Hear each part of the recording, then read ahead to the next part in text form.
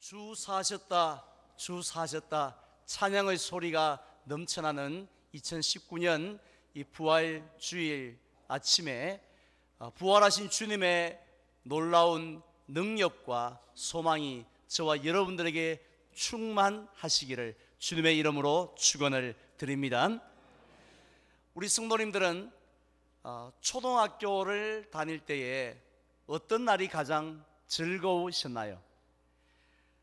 저에게는 김밥을 싸가지고 소풍을 가는 날이나 또 운동회를 하는 날 못지않게 저에게 기쁨이 되었던 한 날이 있었습니다.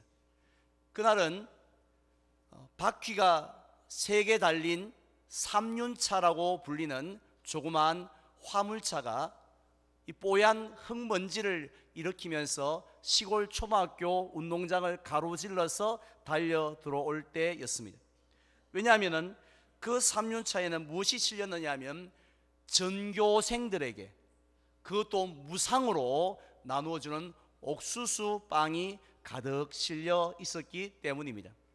그래서 그 차를 발견하는 순간 아이들은 이구동성으로 빵차다 라고 기쁨의 함성을 질렀고요, 심지어 어떤 학생들은 그 기쁨을 주체하지 못해가지고 그 삼륜차를 꽁무니를 끝까지, 교문에서부터 끝까지 졸졸 따라다녔던 그 장면이 기억이 납니다.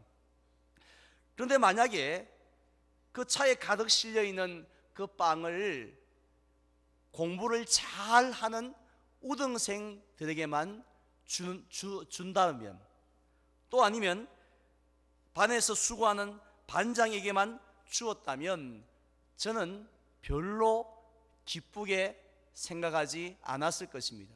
왜냐하면 저와는 아무런 상관이 없는 빵이기 때문입니다. 창고에 빵이 산더미처럼 쌓여있다 할지라도 저에게는 아무런 유익이 되지 않으니 기뻐할 이유가 뭐가 있겠습니까? 저는 오늘 부활절도 마찬가지라고 생각합니다. 부활절이 되면 전 세계에 있는 교회들이 기쁨과 즐거움으로 예배를 드리고요, 또 여러 가지 축하 행사를 합니다. 우리 교회만 하더라도 오늘 새벽에는 우리 자녀들과 함께 촛불 예배로 부활하신 주님께 영광을 돌려드렸습니다. 그리고 이 시간에는 전 성도들이 이렇게 한자리에 모여서 이제 축하 예배를 드립니다. 특별히 오늘 오후에는 대구 시내에 있는 교회들이 대구 스타디움 한자리에 모여서 연합 예배를 드리는데요, 어떤 해에는 비가 억수로 많이 내리던 해도 있었고요, 어떤 해는 미세먼지가 자욱했던 때도 있었습니다. 심지어는 눈발이 날릴 정도로 꽃샘 추위가 기승을 부렸던 때도 있었지만 단 한 번도 그 예배는 취소되었습니다라는 광고를 한 적이 없습니다. 어디 그뿐입니까? 우리가 매 주일마다 이렇게 교회에 모여서 예배를 드리고 있는데요, 그 이유가 무엇인가요? 이 날이 바로 우리 예수님께서 부활하신 날이기 때문입니다. 이처럼 우리가 예수님의 부활을 기뻐하고 즐거워하는 이유가 무엇입니까? 그것은 단순히 예수님께서 과거에 2000년 전에 죽으셨다가 부활하셨기 때문만은 결코 아닙니다. 솔직히 예수님이 부활하신 것으로 끝이 나버렸더라면 우리는 사실 이렇게 야단스럽게, 이렇게 거창하게 전 세계가 부활절을 지킬 무슨 이유가 있습니까? 사실 우리는 5월 13일이 캄보디아의 국왕이 탄생한 날인데요, 그날 우리가 기뻐하는 사람은 아무도 없습니다. 매년 7월 4일은 미국이 독립을 한 날이었는데 그날을 또한 기념하며 즐거워하는 사람도 우리 중에 아무도 없습니다. 이유는 간단하죠. 이 캄보디아가 아니라, 미국이 아니라 이 대한민국에서 살고 있는 우리에게 캄보디아 국왕이 태어난 것, 미국이 독립을 한 것, 아무런 상관이 없기 때문입니다. 그런데 부활절은 그렇지 않습니다. 저와 여러분들에게 직접적인 상관이 있습니다. 그렇다면 예수님의 부활이 도대체 우리와 어떤 상관이 있을까요? 첫 번째는 우리의 믿음과 상관이 있습니다. 우리는 예배 때마다 사도신경을 통하여서 전능하사 천지를 만드신 하나님을 믿는다고, 또 그 외아들 예수 그리스도를 믿고 또 성령님을 믿는다라고 우리의 믿음을 고백하고 있습니다. 그런데 고린도전서 15장 19절에 보면 만약에 예수님께서 십자가에 못 박혀 죽으셨다 할지라도, 또 옆구리에 창에 찔려서 많은 물과 피를 흘리셨다 할지라도 다시 살아나지 아니하셨다면 이 세상에서 제일 불쌍한 사람들, 제일 어리석은 사람들은 저와 여러분들과 같은 그리스도인일 것이라고 사도 바울은 말씀하고 있습니다. 왜냐하면 구약 성경을 보면요, 하나님께서는 장차 예수님이 이 땅에 오셔서 십자가에 달려 죽으실 것이라고도 예언하셨지만 그것으로 끝난 것이 아니라 그 이후에 죽으셨던 예수님이 다시 살아나실 것임을 분명히 예언하고 약속하셨기 때문입니다. 따라서 고린도전서 15장 3절에도 보면요, 우리 예수님은 그냥 우연하게 즉흥적으로 십자가에 죽으신 것이 아니라 성경대로 십자가에 죽으시고, 또 즉흥적으로 부활하셨던 것이 아니라 성경대로 다시 살아나셨다고 그렇게 말씀하고 있습니다. 여기서 성경대로라는 것이 무슨 뜻입니까? 하나님이 말씀하신 대로, 하나님이 예언하신 대로, 약속하신 대로, 그런 의미죠. 따라서 예수님께서 실제로 부활하지 아니하셨다면 지금도 그의 시신이 그대로 무덤 안에 있고 이제는 그냥 먼지가 되어서 거의 사라져 버렸다라면 결국 누가 거짓말을 한 것입니까? 하나님뿐만 아니라 무려 3번씩이나 내가 다시 살아나리라고 예언하셨던 예수님이 죄송합니다마는 거짓말 하신 것입니다. 우리들 중에 거짓된 믿음을 붙잡고 사는 사람이 있으면 우리들은 안타까워 견딜 수가 없습니다. 이 사람아, 믿을 걸 믿어야지, 붙잡을 걸 붙잡아야지, 그걸 믿냐, 그 사람의 말을 붙잡냐 하고 안타까워할 것입니다. 특별히 어떤 사람요, 결정적인 일에 대해서 거짓말하는 사람, 진실되게 말하지 못한 사람을 100% 확실하게 믿고 따라가는 사람이 있다면 막 속이 첨 터져서 속이 답답해서 견디지를 못할 것입니다. 따라서 예수님께서 실제로 부활하지 아니하셨다면요, 하나님의 말씀과 예수님을 믿고 있는 저와 여러분들이 제일 불쌍한 사람이라는 것입니다. 그런데 감사하게도 예수님은 성경에서 말씀하신 대로 장사한 지 사흘 만에 죽으셨고 죽은 자 가운데서 다시 살아나셨는 줄 믿으시기를 바랍니다. 할렐루야. 이것이 바로 부활의 메시지이죠. 따라서 저와 여러분들이 가지고 있는 성부 하나님에 대한 믿음, 또 성자 예수님에 대한 믿음, 성령 하나님에 대한 믿음은 거짓된 믿음이 아니라 참된 믿음, 진짜 확실한 믿음인 줄 믿으시기를 바랍니다. 다음 두 번째로 예수님의 부활은 저와 여러분들의 죄와 관계가 있습니다. 고린도전서 15장 17절에 보면요, 그리스도께서 다시 살아나신 일이 없으시면 너희의 믿음도 헛되고, 맞지 않습니까? 그리고 또 너희가 여전히 죄 가운데 있을 것이라고 말씀하고 있습니다. 예나 지금이나 예수님의 부활 소식을 우습게 여기는 사람들이 많습니다. 말도 되지 않는다고, 아니 이 사람아 이게 말이 되냐고 하면서 전혀 믿을 생각도 하지 않는 사람들이 얼마나 많이 있습니까? 그들의 주장은 여러 가지인데요, 우리는 예수님의 빈 무덤을 보라 이렇게 말하면 그들은 뭐라고 말합니까? 어떤 사람은요 무덤 오인설을 주장하기도 합니다. 즉 여인들과 제자들이 막 슬픔에 젖어서 큰 충격 가운데서 어두컴컴한 새벽에 무덤을 찾아갔다가 예수님의 무덤이 아니라 엉뚱한 무덤에 가서 엉뚱한 빈 무덤에 가보고 무덤이 비었네? 할렐루야! 하고 이렇게 생각을 했다고 하죠.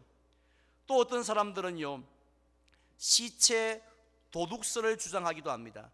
그거 누군가 와서 예수님의 시신을 훔쳐갔기 때문에 그래서 무덤이 빈 거지 뭐 뻔한 거 아니야? 안 봐도 비디오구만 이렇게 말하는 사람도 있고요. 마지막으로는 기절설을 주장하는 사람도 있습니다. 거기가 예수님 무덤이 맞기는 맞고 누가 훔쳐간 것도 아닌데 예수님이 십자가에 죽으셨을 때에 실제로는 죽으신 게 아니고 잠깐 기절을 하셨을 뿐인데 기절하고 있다가 한 며칠 지나고 나니까 선덕해가 눈 떠보니까 여가 어디고? 내가 왜 여기 있노? 하고 툴툴 털고 집으로 가셨다는 거지요. 그렇게 주장하는 사람들도 있습니다. 만약에 이들의 주장대로 예수님께서 다시 살아나신 일이 없다라면 여전히 저와 여러분들은 어디 가운데요? 죄 가운데 있을 것이라고 했습니다. 그냥 예수님이 살아나지 않으셔도 우리가 먹고 사는데 아무 지장이 없는 그 정도가 아니라 우리는 심각한 죄 가운데 있을 것이라고 했습니다. 그 이유가 뭐냐면 원래 죽음이라는 것은요 죄의 결과로 찾아옵니다. 따라서 우리가 감기 바이러스가 들어오면 어떻게 되나요? 우리가 들어오면 자동으로 우리는 그 결과로 재채기를 하고 열이 나지 않습니까? 팔다리가 쑤시잖아요. 마찬가지예요. 죄라는 바이러스가 들어오면 자연스럽게 나타나는 현상이 뭐냐면 죽음이라는 것이죠. 죄라는 바이러스가 안 들어오면 죽음이 일어날 이유가 없다라는 것입니다. 자, 따라서 예수님께서 죽으셨는데 살아나지 않으려 하신다면 곧 무엇을 의미합니까? 예수님에게 뭐가 있다고요? 죄의 바이러스에 감염되셨구나 하는 의미라는 것입니다. 자, 그렇다면 죄가 있는 예수님이 우리의 죄를 대속할 자격이 있습니까? 십자가 위에서 아무리 많은 피를 흘리고 아무리 많은 고난을 당하셨다 할지라도 우리의 죄는요 털끝만치도 사라지지 않고 그대로 남아 있을 수밖에 없다는 것이죠. 그런데 우리 예수님은 다시 살아나셨습니다. 죽음의 권세를 이기실 수 있었습니다. 왜냐하면 죄가 없는 분이기 때문입니다. 따라서 저와 여러분들의 죄는 어떻게 됐습니까? 우리의 죄는 예수님의 은혜로 다 사하여졌는 줄 믿으시기를 바랍니다. 우리가 지은 모든 죄의 목록들이 다 십자가에 못 박혀 사라졌다는 거죠. 일부만이 아닙니다. 일시적이 아니라 전부가 통째로 그것도 영원히 우리의 죄가 예수님의 그 은혜로 사라지게 된 줄 믿습니다. 마지막 세 번째로 예수님의 부활은 우리의 죽음과 상관이 있습니다. 지난 주일에 이 세상에서 제일 무서운 강은 무슨 강이라고 했습니까? 바로 죽음의 강이라고 했습니다. 왜냐하면 그 강을 건너면 어떤 삶이 나를 기다리고 있는지를 알지 못하기 때문에 두렵습니다. 어떤 사람은 말하기를요 죽음은 끝이라고 말합니다. 그래서 우리가 죽는 그 순간 모든 것이 다 스탑 돼버리고 아무런 일도 일어나지 않고 단지 하나 일어나는 것은 나의 육신이 썩어 부패해서 사라지는 것 외에는 아무것도 일어나지 않는 게 죽음이라고 말하기도 하고요. 또 어떤 사람은 무슨 소리, 전설의 고향도 못 받는가, 사람이 죽으면 귀신이 되어서 여기저기를 떠돌아 다닐 것이라고 말하는 사람도 있고요. 또 어떤 종교에서는 사람이 죽으면 저 땅에 기어다니는 바퀴벌레 있지 않습니까? 또 아니면 날아다니는 독수리로 환생을 해서 바퀴벌레의 삶을 살든지 독수리의 삶을 살든지, 아니면 좀 착하게 살았으면 아프리카 또 아니면 캄보디아 원주민으로 다시 태어나서 살게 될 것이라고 주장하지 않습니까? 결국 사람들이 생각하고 있는 죽음은요, 어떻습니까? 하나같이 죽음은 두려운 것입니다. 죽음은 절망적인 것입니다. 소망을 가질 수 없어요. 그래서 한번 태어나면 죽는 것이 자연의 이치고 하나님의 섭리라는 거 뻔히 알면서도 그 죽음의 강을 건너는 게 너무 두려운 거예요. 너무 무서운 겁니다. 너무 불안한 겁니다. 그래서 건너지 않으려고 몸부림을 치지 않습니까? 그런데 우리가 성경 말씀에 보면 이 죽음에 대하여서 완전히 다른 시각을 우리에게 주시고 있습니다. 대표적인 말씀이 데살로니가 전서 4장 13절인데요. 형제들아, 자는 자들에 관하여는 너희가 알지 못함을 우리가 원하지 아니하노니 이는 소망 없는 다른 이와 같이 슬퍼하지 않게 하려 하심이라고 했습니다. 죽은 자들을 보고 뭐 하는 자들이라고요? 자는 자들이라고. 그래서 그들을 바라보면서 예수님을 믿지 않는 사람들처럼 슬퍼하지 말라고 하면서 위로의 말씀을 주시고 있습니다. 결국 하나님께서는요, 성도들이 죽음의 강 앞에 섰을 때에 슬퍼하는 것이 아니라 도리어 정반대로 즐거워해야 되고요, 절망하는 것이 아니라 도리어 소망을 가지고 와 죽음이다, 이렇게까지 그런 시각을 가져야 한다라고 성경은 말씀하고 있습니다. 그 이유가 무엇입니까? 그 이유는 딱 한 가지입니다. 예수님의 죽음이 죽음으로 끝나지 않았기 때문이에요.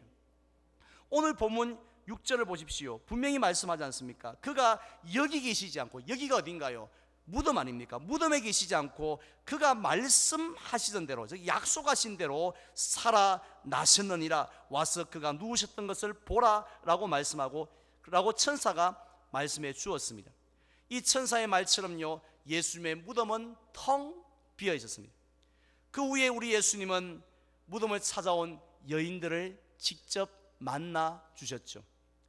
뿐만 아니라 제자들이 숨어있는 다락방에 2번이나 나타나시면서 유령으로 나타나는 것이 아니라 바로 내 손을 또 옆구리를 만져보라고 하실 정도로 육신을 가지고 나타나셨습니다. 엠마오로 가는 2 제자에게도 나타나셨지요. 갈릴리 호수에서 고기를 잡던 7 제자들과는 식사도 함께 하셨습니다.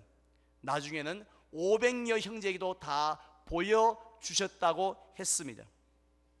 이러한 예수님을 향하여서 사도 바울은 예수님은 그냥 부활하셨다라고 말씀한 것이 아니라 잠자는 자들, 즉 죽은 자들의 첫 열매가 되셨도다라고 했습니다. 여기서 첫 열매라는 것은 우리 예수님의 부활은요, 예고편에 불과하다는 거예요.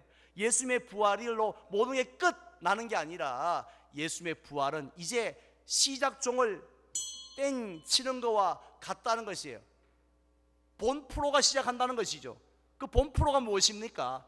예수님이 부활하셨던 것처럼 저와 여러분, 예수님 안에 있는 우리들도 다시 부활하는 역사가 곧 이어질 것이다 라는 약속인 줄 믿습니다. 따라서 하나님께서는 예수님을 살리셨던 것처럼 예수님을 믿는, 즉 예수님의 안에 있는 저와 여러분들도 장차 부활시켜 주실 줄로 믿습니다. 그래서 우리 예수님께서도 나사로가 죽었을 때 뭐라고 했습니까? 너무 안 됐다고, 어찌하냐고, 살다 보면 그럴 수 있지, 이렇게 말씀하신 것이 아니라, 말씀 함께 읽을까요? 나는 부활이요 생명이니 나를 믿는 자는 죽어도 살겠고 무릇 살아서 나를 믿는 자는 영원히 죽지 아니하리니 이것을 내가 믿느냐. 아멘. 우리는 가까운 가족이나 또 우리의 성도들이 돌아가시면 순간 당황을 하게 되어집니다. 그의 육신은 우리가 늘 보고 만나던 그 육신은 숨도 쉬지 아니하고 가만히 누워서 식어가고 있는 모습을 보면서 도대체 지금 무슨 일이 일어난 거야? 무슨 일이 진행되어지고 있는 거야? 하고 우리가 당황할 때가 많이 있습니다. 그런데 성경은 분명히 말씀하셨지 않습니까? 사람이 죽는 순간, 우리의 호흡이 멈추어지는 순간 어떤 일이 일어나는지 분명히 말씀하고 있지 않습니까? 첫 번째로 가장 먼저 우리의 영혼이 육체를 빠져나갑니다. 그게 첫 번째 일어나는 현상입니다. 그리고 우리의 육체가 죽는 순간 영혼도 죽거나 사라진 게 아니에요. 영혼이 빠져나가서 두 번째는 어떻게 되느냐, 바로 천국으로, 곧바로 천국으로 가서 하나님의 임재 안에 머물게 되는 줄 믿습니다. 그곳을 우리 예수님은 한편 행악자에게 뭐라고 말씀하셨냐면 낙원이라고 했습니다. 그 낙원은 죽어서 한 3박 4일 대기하거나 몇 달 동안 훈련받아야 돼야 가는 곳이 아니라 오늘 바로 죽는 이 땅에서 눈 감으면 어디에서 눈 뜨느냐, 하나님의 품 안 천국에서 눈 뜨게 되는 줄로 믿습니다. 그런데 그것으로 끝이 아니에요. 그것은 분명히 하나님께서 성도들의 눈에 눈물을 닦아주시는 곳이고 사망도 없고 애통도 없는 곳이라 낙원 천국이라고 부르기도 하지만 우리가 그곳에 사는 것으로 끝이 아니라는 겁니다. 그 다음 또 뭐가 남았냐면요, 우리 예수님께서 재림하실 때 더 엄청난 일이 기다리고 있다는 것입니다. 우리의 이 육신 말입니다. 늙고 병들었던 이런 연약한 육신의 몸이 그때는 뭐 다 먼지가 되었던 재가 되었던 관계없이 우리 예수님께서 다시 부활시키시겠다는 거죠. 죽을 때 그 모습이 아니라, 초라한 모습이 아니라 신령하고 영광스러운 몸으로 부활을 시킨다는 것입니다. 그래서 우리의 영혼과 재결합하게 되어서 새하늘과 새 땅에 들어가는 삶을 살게 된다라고 성경은 말씀하고 있습니다. 그렇기 때문에 세상 사람들은 다 죽음을 두려워하잖아요. 죽음 앞에 벌벌 떨지만 돈워리 죽음 앞에 두려워할 필요가 없다는 거죠. 불안해할 필요가 없다는 것입니다. 죽음 이후에 우리의 영혼과 육신이 다시 살아난다는 것입니다. 그래서 사도신경 가운데서 몸이 다시 사는 것과 영원히 사는 것을 믿사옵나이다라고 우리가 예배 때마다 고백하지 않습니까? 그 믿음대로 될 줄로 믿습니다. 그런데 이 모든 일들이 다 누구의 부활 때문입니까? 예수님의 부활 때문인 줄 믿습니다. 제가 말씀드린 이 세 가지가 예수님이 부활하지 아니하셨다면 꽝이에요. 꽝. 아무것도 이루어질 수 없습니다. 우리의 믿음도 헛것이고 우리의 죄도 여전히 있고 우리는 부활도 할 수 없습니다. 하지만 예수님이 부활하셨기 때문에 이 모든 것들이 우리에게 선물로 주어졌는 줄 믿습니다. 이제 저는 말씀을 맺고자 합니다. 우리가 매년 부활절마다 왜 기뻐해야 합니까? 왜 52주 주일마다 왜 즐거워해야 합니까? 그것은 우리 주님의 부활이 우리와 직접적인 상관이 있기 때문입니다. 첫 번째는 우리의 믿음과 상관이 있습니다. 두 번째는 우리의 죄와 상관이 있고 마지막으로는 우리의 죽음과 상관이 있습니다. 이 모든 문제를 예수님이 부활하심으로 해결해 주셨기 때문에 우리들은 부활절만 생각하면, 부활하신 주님만 생각하면 기뻐하고 즐거워하는 삶을 살아야 할 줄 믿습니다. 바로 오늘이, 아니 우리가 주님 앞에 설 때까지 우리의 저와 여러분들의 삶이 이러한 삶이 되시기를 주님의 이름으로 축원을 드립니다.